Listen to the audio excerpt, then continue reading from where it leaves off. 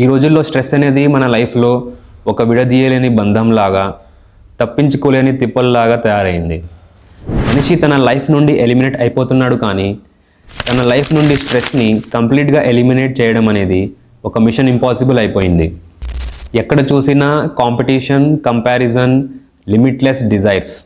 ఎప్పుడైనా వచ్చి తలుపు కొట్టే ఎక్స్పైరీ డేట్తో వచ్చే ఈ చిన్న లైఫ్లో అంతులేని కలలు, కోరికలు మరియు వాటిని సాధించాలన్న స్ట్రెస్.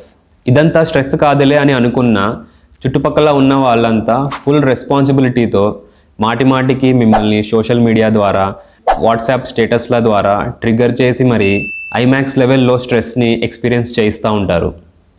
స్ట్రెస్ని కొంతమంది మెంటల్ లెవెల్ వరకే ఫీల్ అవుతారు, మరి కొంతమందికి ఫిజికల్ సిమ్టమ్స్ కూడా వచ్చేస్తాయి. మరి ఆ స్ట్రెస్ వాళ్ళ డైలీ లైఫ్ యాక్టివిటీస్లో కూడా కనిపించడం మొదలవుతుంది. స్ట్రెస్ని మనం మన లైఫ్ నుండి కంప్లీట్గా తీసేయలేం, కానీ ఉన్న స్ట్రెస్ని ఎలా మేనేజ్ చేస్తూ బ్రతకాలా అనేది మాత్రం నేర్చుకోవచ్చు. ఒక రకంగా పాజిటివ్ వేలో ఆలోచిస్తే స్ట్రెస్ అనేది మరీ అంత పెద్ద విలనేమీ కాదు, ఒక లిమిట్లో ఉంటే.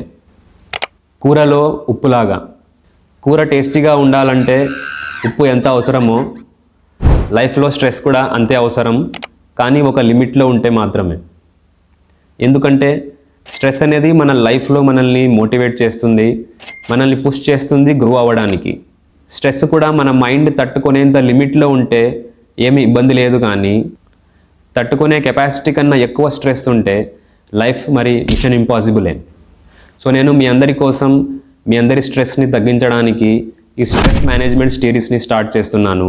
మరి వెంటనే మీరందరూ ఈ వీడియోని లైక్ చేసి నా ఛానల్ని సబ్స్క్రైబ్ చేసుకోండి.